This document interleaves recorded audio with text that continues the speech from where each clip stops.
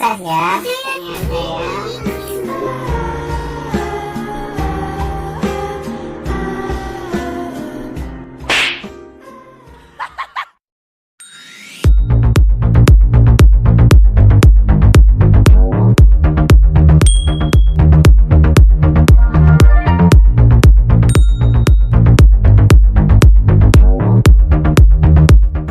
Selamat datang di channel YouTube kami.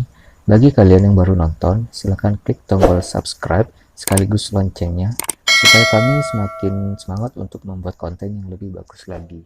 Terima kasih. Assalamualaikum warahmatullahi wabarakatuh.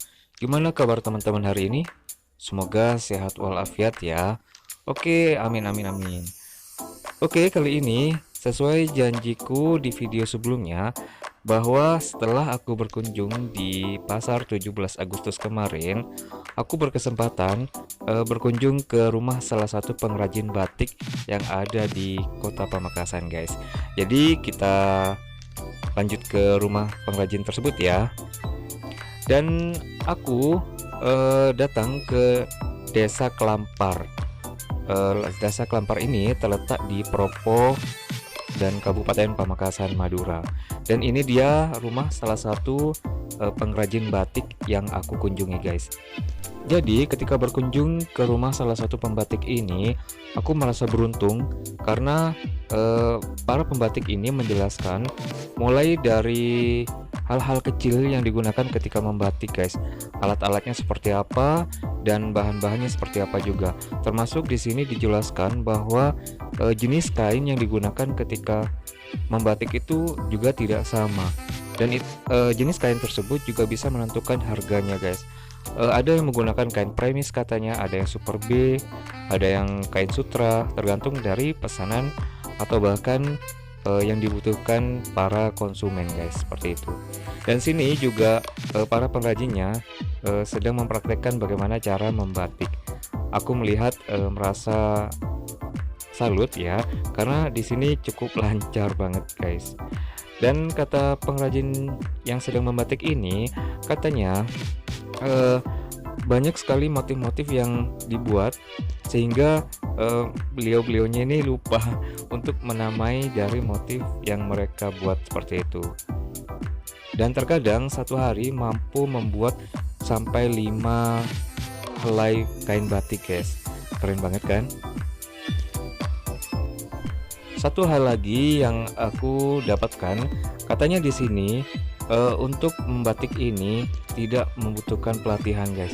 Jadi mereka sudah belajar sejak mereka kecil, atau dengan kata lain bisa disebutkan bahwa mereka belajar dari nenek mereka atau bahkan dari sesepuh mereka sebelum-sebelumnya. Jadi di sini tidak bisa dipungkiri lagi bahwa cara mereka membuat motif batik itu cukup lancar dan sepertinya sudah di luar kepala.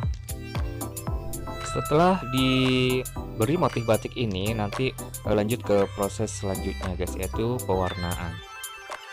Pertama warna kuning.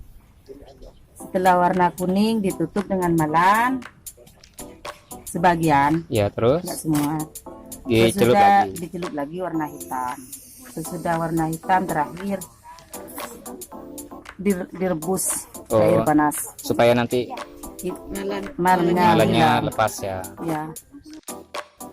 Itu tadi penjelasan proses dari ibu pengrajinnya tadi, guys. Tapi di sini aku mau coba juga membatik ya. Dan ini dia aku coba membatik. Tapi sebenarnya di sini di kainnya sudah ada motifnya, guys ya. Dan ternyata batik itu susah banget tuh. Sebenarnya di kain ini sudah ada motif bunga, ada dedaunan juga, guys. Pokoknya sesuai dengan yang sudah dibuat oleh ibu pembatik tadi. Tapi entah kenapa ini malan yang aku oleskan ke sini ke kainnya kok melumer ya. Dan banyak yang nggak rata seperti itu. Jadi kayaknya rusak deh. Ini ternyata batik itu susah ya, ternyata ya. Ini hasil saya. Ini Jelek banget ya. Oke, ini dia, kita lihat hasil dari yang tadi. yang sudah kita batik, tapi ini bukan hasil dari saya ya. Oh ini dia daftar. Ini, nah motifnya bagus-bagus kan. Seperti ini. Habis ini kita lanjut ke pewarnaan, ke proses yang kedua. Oke, setelah tadi ini dibatik, nanti hasilnya menjadi seperti ini. Ini motifnya tadi yang sama dengan yang ada di situ. Seperti ini.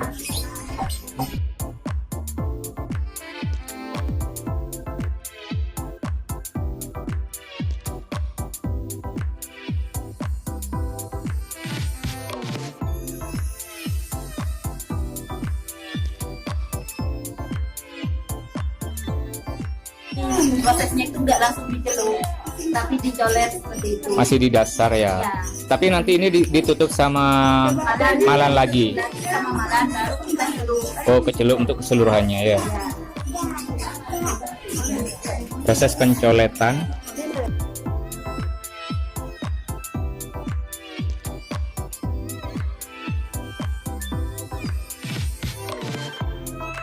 Ini pewarnanya dari apa, Bu? Jadi bahan ini yang saya beli Pak. Oh, bukan dari alam ya. Bukan. Oh.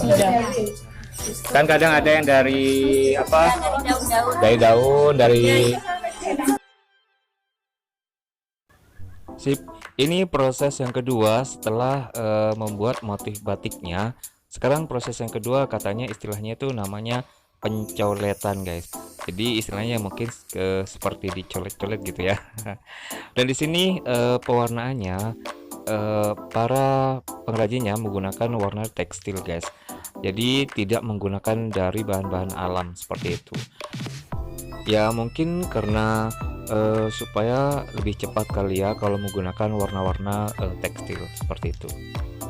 Oke deh, setelah proses pencoletan ini kita lanjut kepada proses yang ketiga, yaitu pewarnaan, guys. Tapi sebenarnya di sini prosesnya juga masih lama ya. Setelah pencoletan ini ada yang menutupi bagian-bagian pakai malan. Akan tapi di sini aku langsung menuju ke proses yang ketiga. Ini aku anggap yang ketiga, yaitu pewarnaan.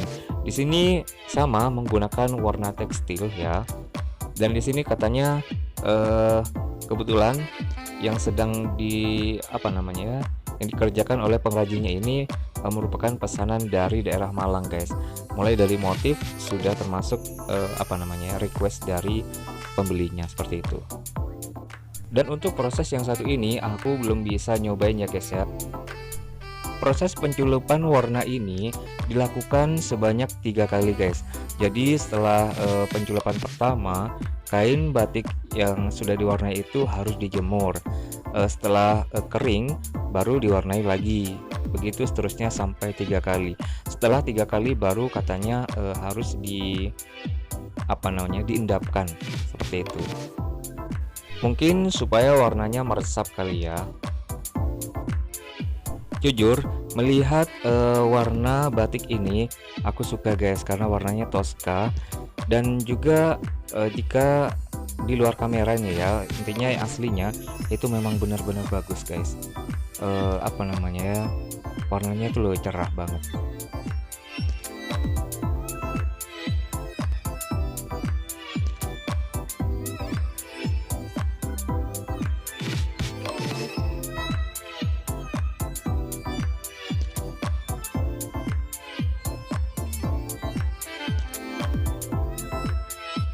Dan ini dia setelah diwarnai baru kain-kainnya dijemur, guys.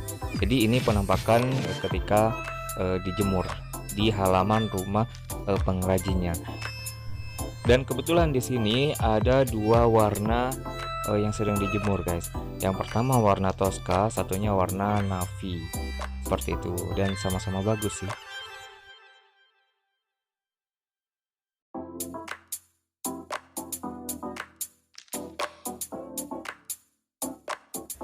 Ketika proses penjemuran ini, aku sempat ngobrol sama ibu-ibu yang mewarnai kain tadi.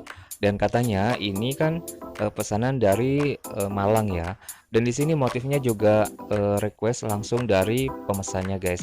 Jadi di sini para pengrajinnya siap menerima motif tertentu sesuai dengan pesanan yang kita inginkan atau pelanggan inginkan. Dan yang menjadi salah satu kelebihan dari pengrajin-pengrajin yang ada di sini yaitu tidak mematok minimal pesanan kain yang dibutuhkan guys.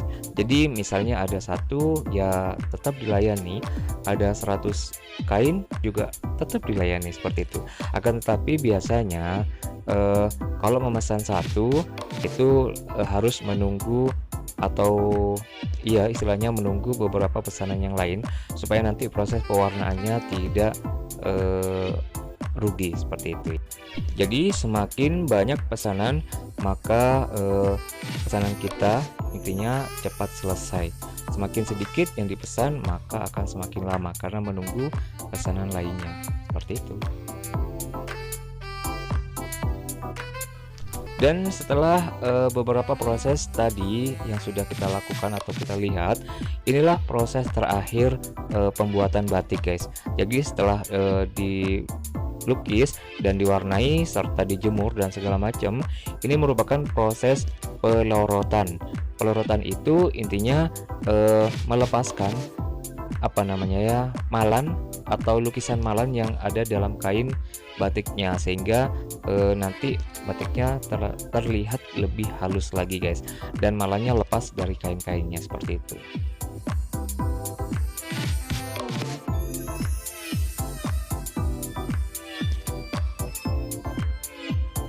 Prosesnya berapa jam? Tergantung batunya. Kalau batunya kalau batu 25 potong 2 jam sehabis. Oh gitu. Tapi ditumpuk ya? Ya, Ditumpuk jadi satu gitu, misalnya berapa batik gitu ya? 25 potong. Oh 25 potong. Ya, satu kali perotan 7 potong. 2 jam ya. Ya, 1 jam. Jadi itu tadi proses membuat batik guys, cukup panjang juga ya dengan motif yang indah seperti yang sudah kita pakai sebelum-sebelumnya. Jadi kita sebagai warga negara Indonesia harus bangga dengan salah satu budaya kita ini, budaya membatik seperti itu. Baik, gitu aja untuk video proses membatik kali ini. Jika kamu menganggap video ini bermanfaat, silahkan klik like, subscribe, comment, and share. Jangan lupa tonton video lainnya juga ya. Terima kasih.